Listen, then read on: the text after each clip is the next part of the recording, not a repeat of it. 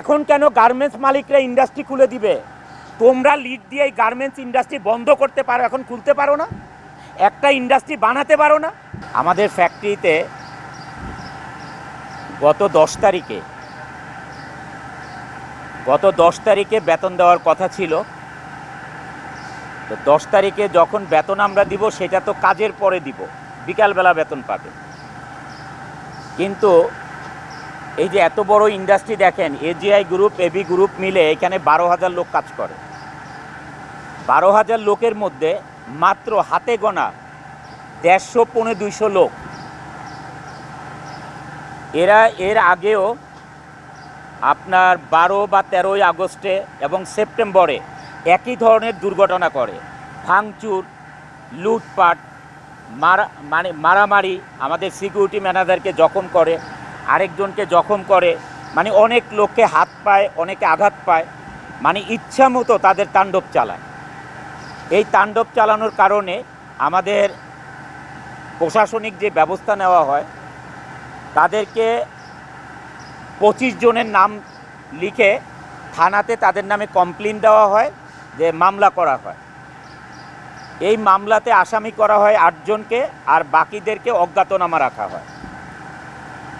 এবং যেই রাতে এদেরকে পুলিশ ধরবে, ওই রাতে আমি আমার অ্যাডমিনের সাথে কথা বলি যে তারা ছুটির পরে পুলিশ ধরে নিয়ে যাবে যারা এই ধরনের ঘটনাটা করেছে।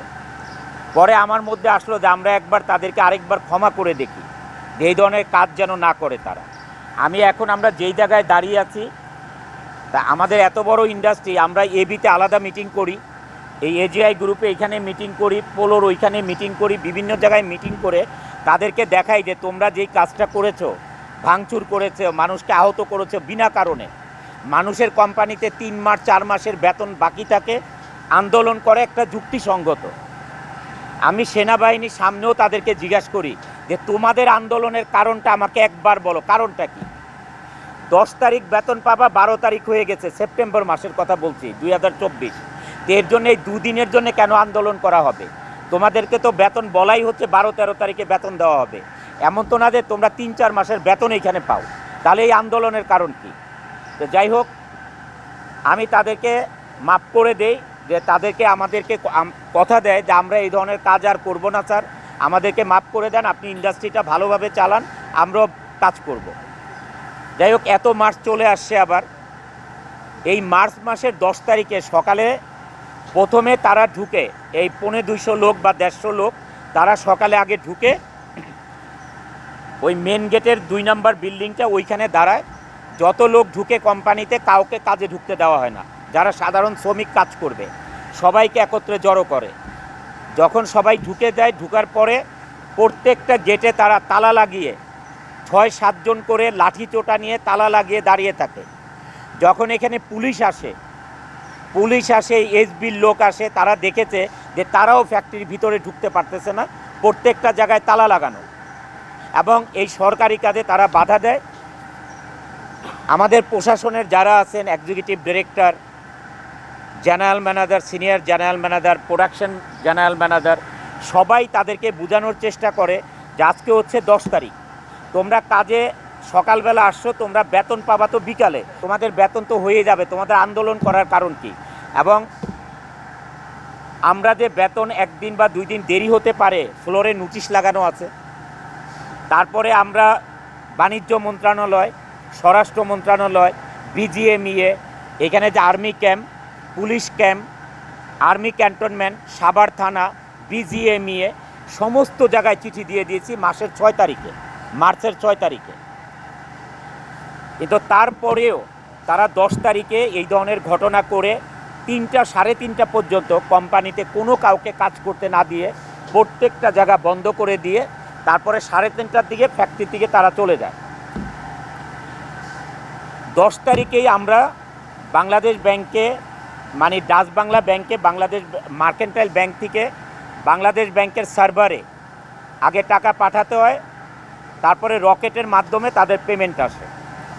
যেহেতু এখানে অনেক দেরি করাতে, যারা কাজ করবে অফিসের দেরি হওয়াতে, যখন টাকাটা পাঠায়, বাংলাদেশ ব্যাংকের সার্ভার 2টার সময় বন্ধ হয়ে যায়, 2টা-2:30টার দিকে, তখন টাকাটা তাদের মোবাইলে আসে না।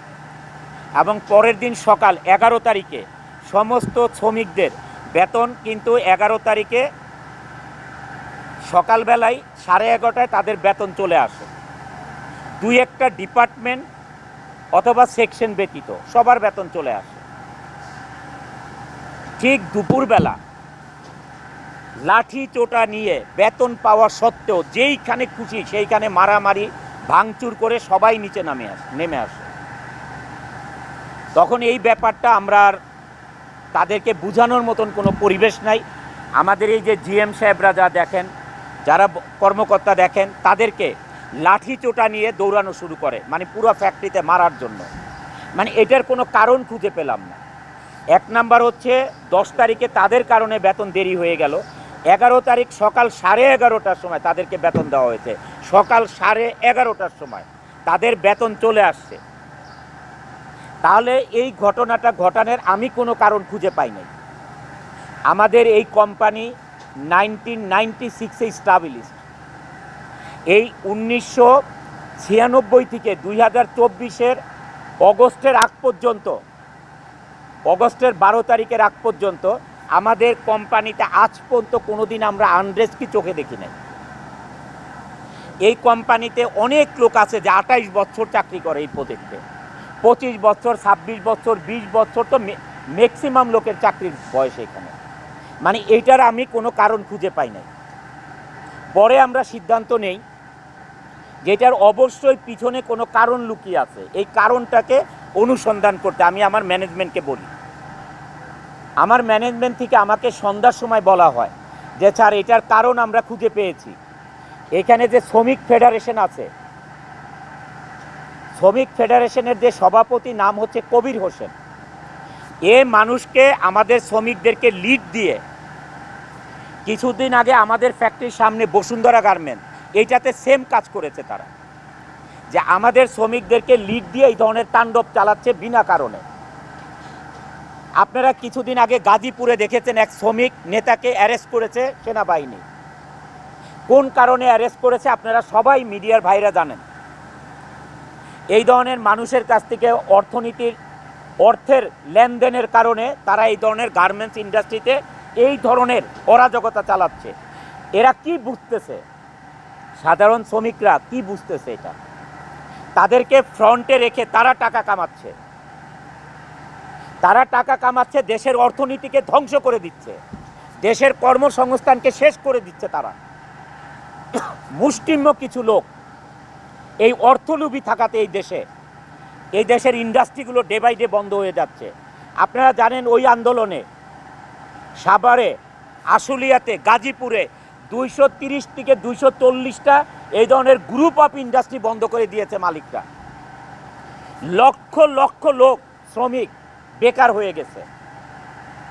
কিছুদিন আগে আমি শ্রমিক লিডারদেরকে বক্তৃতা দিতে শুনলাম যে বন্ধ ইন্ডাস্ট্রিগুলি খুলে দিতে হবে।